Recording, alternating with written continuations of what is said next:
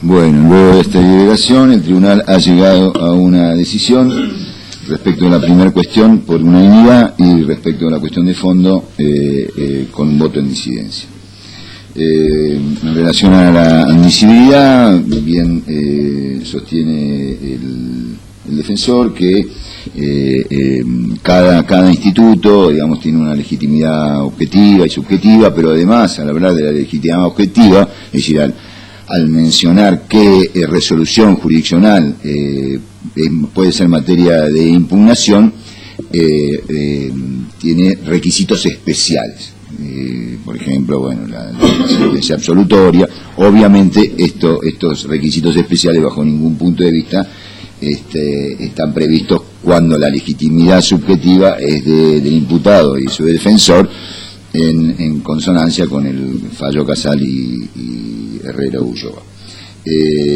Ahora bien, respecto al sobreseimiento, planteo que se está discutiendo en esta audiencia de impugnación, exige dos requisitos, y uno de ellos, justamente previsto en el artículo 234, es que se ha inobservado un precepto legal, es decir, que no se ha observado debidamente un precepto legal.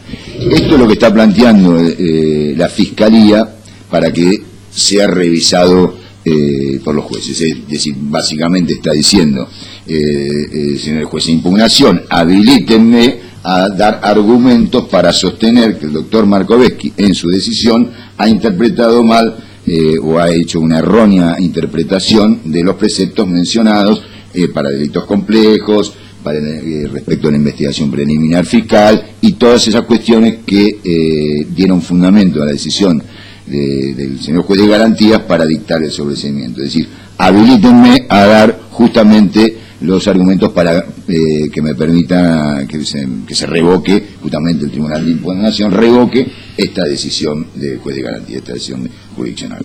Cuando me refiero a las normas que está cuestionando su interpretación el señor fiscal respecto al juez de garantía, me refiero al artículo 223, 129 y todo lo referido justamente a casos complejos y a casos complejos y plazos fatales e investigación preliminar fiscal. Por estos argumentos, el tribunal por unanimidad ha decidido declarar admisible el recurso y pasar justamente a contestar los agravios referidos a la cuestión de fondo. En la cuestión de fondo hay un voto en mayoría, hay dos votos en mayoría, el doctor Repeto y el doctor Sbilling dará el voto dirimente y el voto en disidencia es el mío.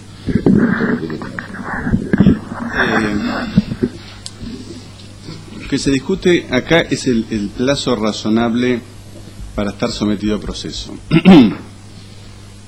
El juez de garantías ha entendido que ha habido un plazo de 8 meses y que ese plazo ha violado la garantía a ser juzgado en un plazo razonable. El Pacto Internacional de Derechos Civiles y Políticos, en el artículo 14.2.c, justamente hace referencia a que todo sujeto tiene derecho a ser juzgado en un plazo, a ser juzgado sin dilaciones indebidas, dice así. El problema se suscita, y de ahí la admisibilidad del recurso, en una, desde mi punto de vista, errada interpretación de los alcances de ser juzgado en un plazo razonable. Porque acá no podemos perder de vista un hecho objetivo ineludible, y es que no existió y no existe aún formulación de cargos. Con lo cual, si bien en los términos del artículo 48 una persona que está siendo investigada tiene derecho a considerarse a sí mismo imputada, y de hecho la definición de imputado es genérica en ese aspecto, no es menos cierto que aún la Fiscalía no ha ejercido su prerrogativa constitucional, que surge del artículo 120 de la Constitución Nacional, de ejercer la acción penal en un caso concreto. Esta cuestión nos lleva indefectiblemente a analizar el plazo del artículo 129 del Código Procesal, y es el efecto que tiene o no el vencimiento del plazo de 60 días en una investigación preliminar. Claramente en un proceso hay varias etapas. La primera es la investigación preliminar, es la etapa procesal en la cual el fiscal desarrolla una investigación tendiente a determinar, primero, si hay o no un delito, y segundo, quiénes son los eventuales sospechosos y eventuales responsables de ese delito. Con terminada esa etapa preliminar, va a concluir necesariamente, si es el caso, si se identificó la existencia de un delito y la existencia de un presunto responsable, va a concluir en la necesaria formulación de cargos. Es a partir de la formulación de cargos que se inicia formalmente el proceso, entendido en un sentido estrictamente jurídico, de dos personas antagónicas con teoría del caso opuestas que litigan frente a un tercero imparcial. Es el momento procesal en el cual un juez acepta o no la acusación formal contra un individuo, y esa acusación formal tiene consecuencias jurídicas necesarias a lo largo de todo el proceso.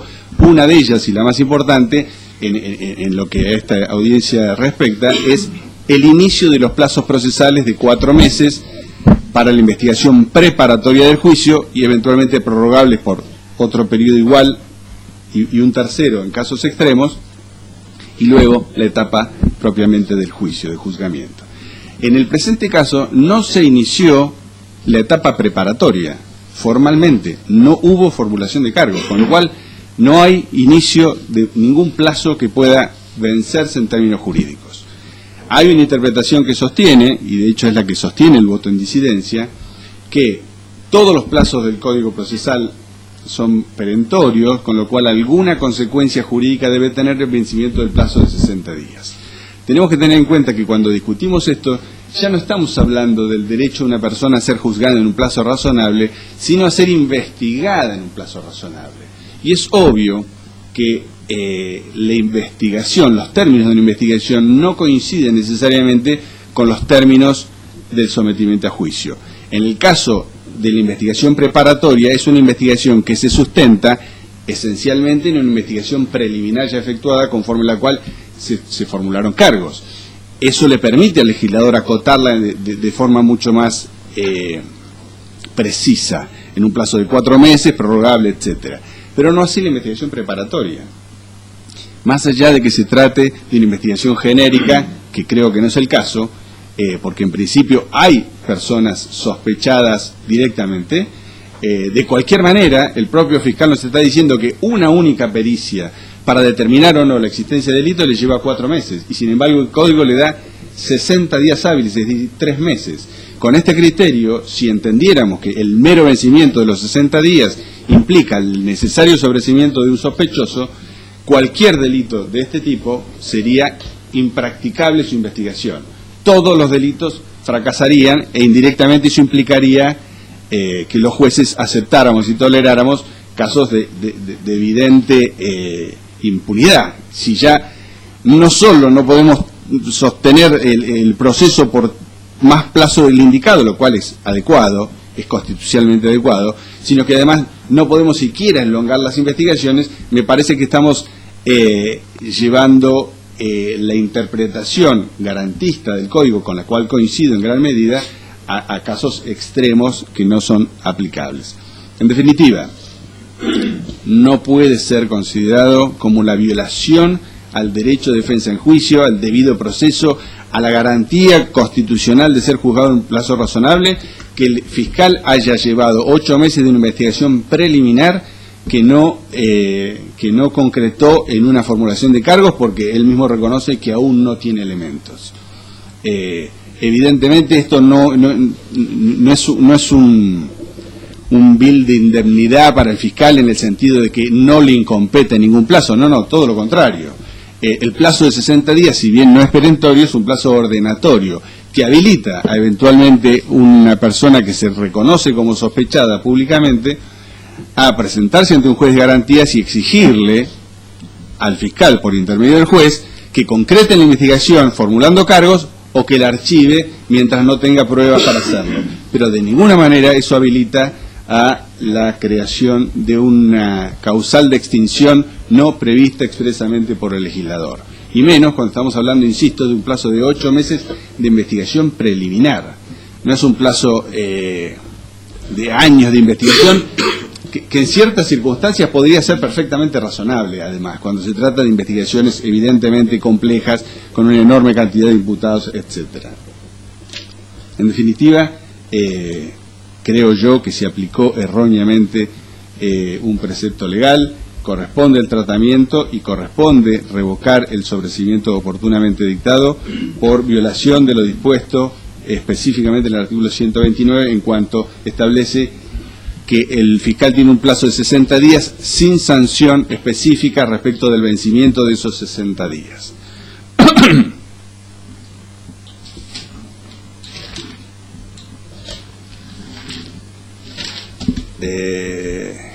Y creo que eso sería todo.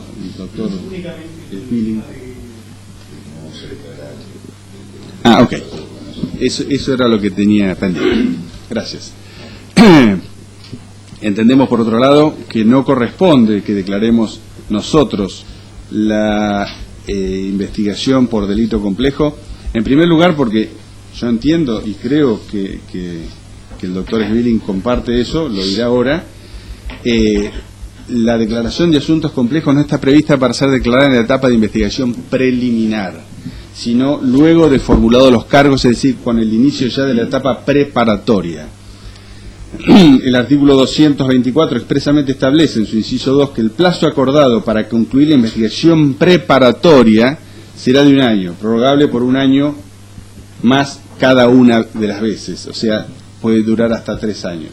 Es decir, que para que proceda la eventual declaración de asunto complejo, necesariamente debe haber habido una formulación de cargos que en el caso no la hubo. Con lo cual, si bien hay un plazo ordenatorio de 60 días, para declarar la extinción de la acción penal en los términos del artículo 129, o por lo menos durante el plazo de investigación preliminar, corre el plazo de prescripción del Código Penal. Bueno, muy bien. Fundando mi incidencia, en primer término, como jueces, las partes bien saben que los jueces quedan muchas veces presos o sujetos a decisiones anteriores a casos análogos o idénticos. No obstante, esta circunstancia de que yo ya he votado en casos idénticos a estos, con planteos prácticamente iguales o exactamente iguales, en la deliberación con mis distinguidos colegas, cada vez me convenzo más de esta jurisprudencia en relación a estos supuestos. Cuando me has pedido en relación justamente a este tipo de casos, he hecho una conjugación entre lo previsto en el artículo 229 y el artículo 79 del Código de Procedimientos. En el artículo 79, expresamente, el Código menciona que los plazos deben ser cumplidos en los términos que están establecidos en cada caso concreto, bajo sanción de caducidad. Y el artículo 129 habla de el plazo de 60 días para la investigación preliminar fiscal. Es cierto que no establece un plazo fatal, es decir, plazo fatal, fatales son aquellos que extinguen la acción penal o extinguen el instituto que se está llevando adelante, la medida cautelar, por ejemplo, el plazo de 1 año de la prisión preventiva. Ahora bien, conjugando con el artículo 79, entiendo que lo que ha mencionado el legislador en el artículo 79 y en el transcurso de toda la normativa, en el dictado de toda la normativa, estableciendo plazos fatales para terminación del proceso, para terminación de la etapa preliminar y demás, es erradicar por completo este concepto, desde mi punto de vista, que vicia, digamos, principios procesales, como este concepto de plazos ordenatorios. No existe más y ha roto, digamos, con otros conceptos, como por ejemplo la comunidad de la prueba, que eran sostenidos estructuras procesales que se mencionaban permanentemente, que desde mi punto de vista, para sanidad del proceso penal, deben ser erradicados. A punto tal que interpretaciones del código anterior, que teníamos una investigación preliminar de 15 días, hubo un planteo de nulidad de una investigación preliminar fiscal que duró 2 años, y los jueces entendieron que era un plazo ordenatorio, que en realidad 15 días, 2 años es ordenatorio. Por lo tanto, yo considero que es un concepto absolutamente poco feliz para un proceso penal de estas características. Es decir, un proceso que habla de sanciones a cualquier vencimiento de plazo, y un proceso que regula con tanta precisión los plazos de caducidad de cada instancia del proceso, no de la totalidad del proceso. No podemos en un plazo del proceso, en una parte del proceso, como es la investigación preliminar fiscal, que mencionó 60 días, es decir, el legislador dijo 60 días, por algo lo dijo. Entonces, a partir de de conjugar el 79 con el 129, en otras oportunidades he mencionado que a partir de ahí tácitamente comienza a regir o a correr el plazo de los 4 meses. Si estos plazos se vencen, han sido vencidos también, bueno, corresponde justamente la sanción de la extinción de la acción penal, toda vez que el término caducidad, digamos, es muy difícil de interpretar en el proceso penal. Digamos, ¿cuál sería el concepto de caducidad? Que el fiscal tenga que volver a iniciar la persecución, con lo cual estaríamos afectando el principio de nembis in idem y demás. Es decir que yo estoy absolutamente convencido. Hay una interpretación que de alguna manera la mencionó el doctor Repetto, en relación a que bueno, que esto daría la posibilidad a la defensa de intimar al fiscal ante un órgano jurisdiccional a que formule cargos, a que desestime, a que archive, a que pida una suspensión por su prueba. Ahora bien, la investigación preliminar fiscal, muchas veces el imputado no tiene ni idea que lo están investigando, no tiene por qué saberlo.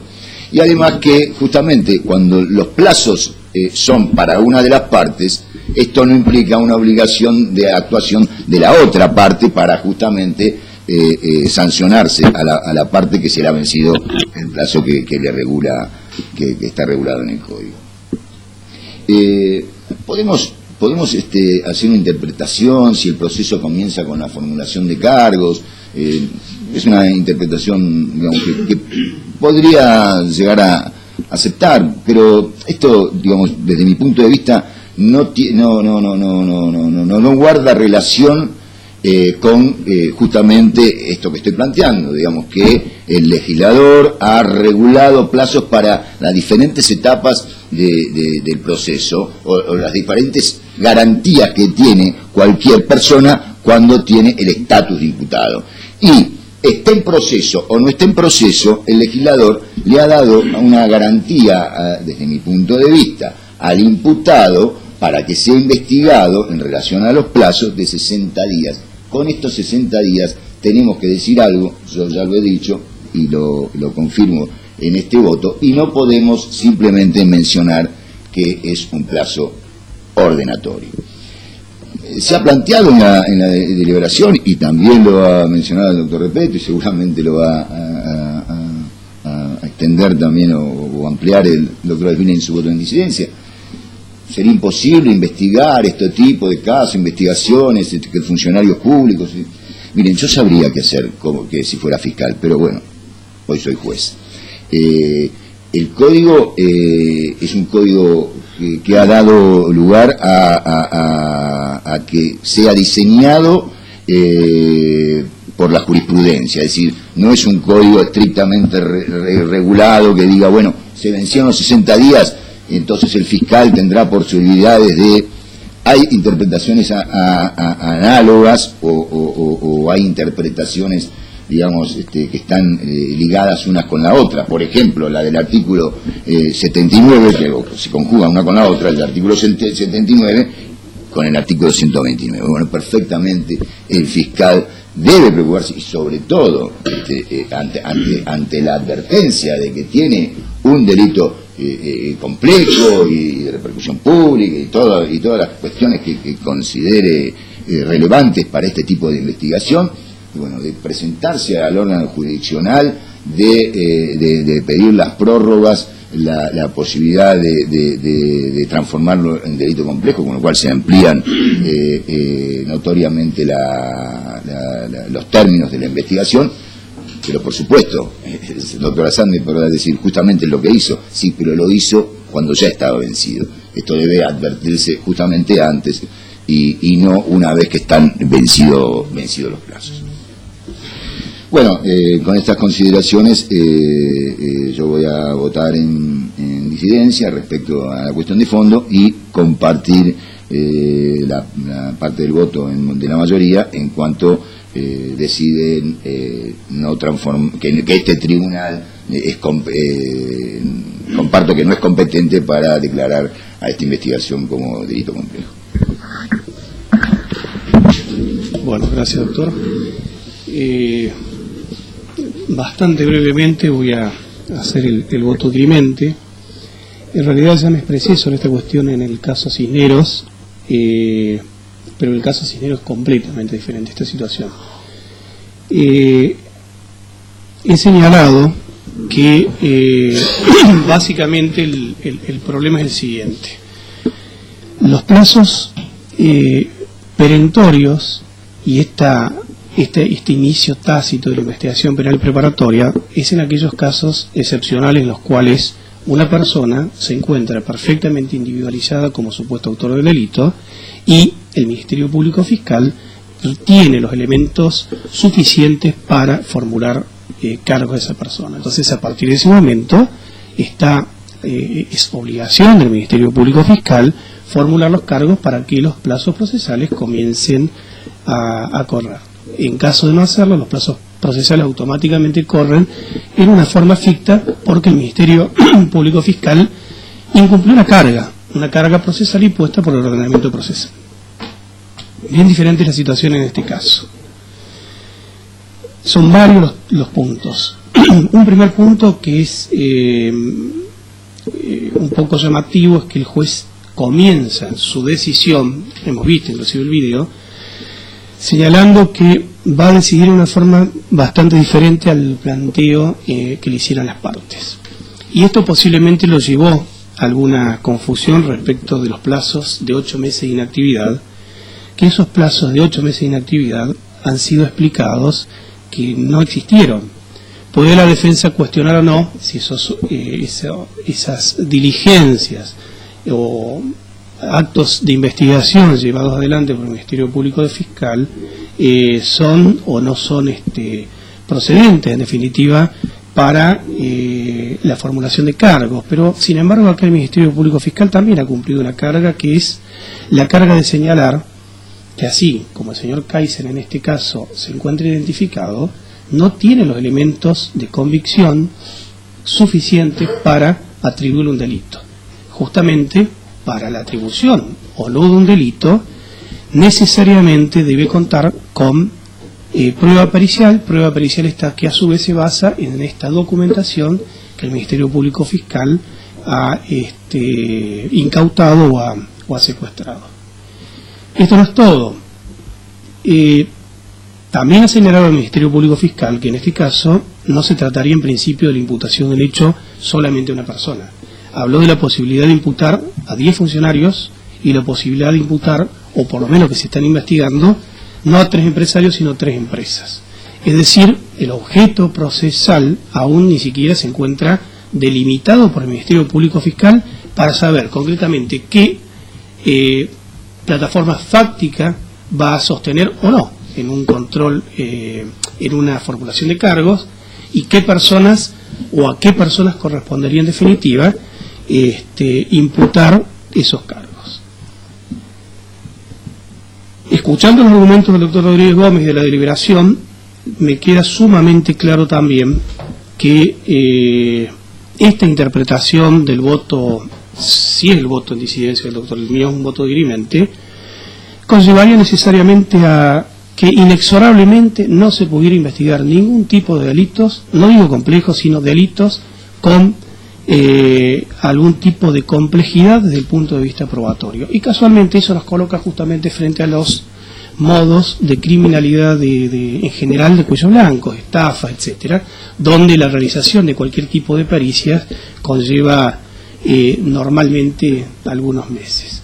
Por eso, definiendo inclusive el tema de los plazos de las investigaciones preliminares y en los plazos de la investigación penal preparatoria, lo que sostengo es, y quiero aclarar y recalcar, que no se trata solamente de la identificación de una persona, se trata de la identificación de una persona y que el Ministerio Público Fiscal, para que comiencen a correr los plazos, necesariamente debe contar en ese momento con los elementos suficientes para atribuirle un delito. En esto hay dos cuestiones. Hay una interpretación técnica del término imputado, y el término imputado termina en forma genérica, es cualquier persona sindicada como autor de un ilícito. Cualquier manual de proceso penal lo señala de este modo, Mayer entre los autores más modernos. Ahora, la atribución o autoatribución de imputado no es lo que el código regula. El imputado en sentido técnico y estricto es toda persona a la cual el Ministerio Público Fiscal le formula cargos en una audiencia. Que dicho sea de paso, hemos llegado a una situación increíble en Neuquén, aprovecho para decirlo, que es que se formulan cargos los defensores a veces, porque los imputados, los que se formula cargo, que es por excelencia el acto disparador del contradictorio y la intimación de un hecho de una persona determinada, vemos que en muchas audiencias los imputados no están presentes.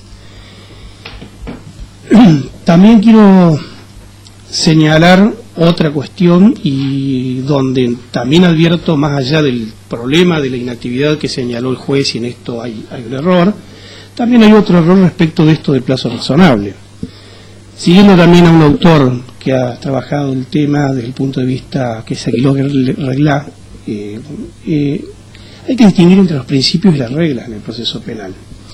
Solo puedo aplicar un principio, hablar de plazo razonable, cuando la interpretación del sistema normativo me establece reglas. Si existen reglas, no puedo aplicar los principios. Los principios se aplican únicamente en ausencia de normas regulatorias de la actividad de las partes en el proceso penal. En este caso puntual, ya he señalado las razones por las cuales las reglas existen, razón por la cual la aplicación del principio general, de dudosa inclusive aplicabilidad, aún en el supuesto que la regla no existiera, porque estamos hablando de 8 meses de inactividad cuando en realidad no serían 8 meses, y esto se transformaría en una discusión de plazos razonables de 1 mes o 2 meses. Creo que nos lleva a situaciones bastante absurdas desde el punto de vista exegético. Lo cierto es que, existiendo la regla, la aplicación del principio no tiene ninguna razón de ser, salvo cuando sea necesaria la aplicación del principio para terminar de cerrar una regla, cuando esa regla es de interpretación confusa, que no es justamente del caso aquí analizado. Por estas razones, entonces, compartiendo el resto de los argumentos señalados claramente por el doctor Roberto, es que adhiero a su posición. Eso es todo. Por estas consideraciones, el tribunal resuelve por unanimidad declarar admisible el recurso presentado por la Fiscalía, por mayoría revocar la decisión del doctor Markovetsky en cuanto extingue la acción penal y declara el sobreseimiento del señor Kaiser, y por mayoría, por unanimidad, rechazar el pedido de la Fiscalía de que se dé tratamiento como delito complejo, como investigación compleja a esta investigación, y por mayoría no condenar en costas. Por unanimidad, no condenar en costas. Nada más.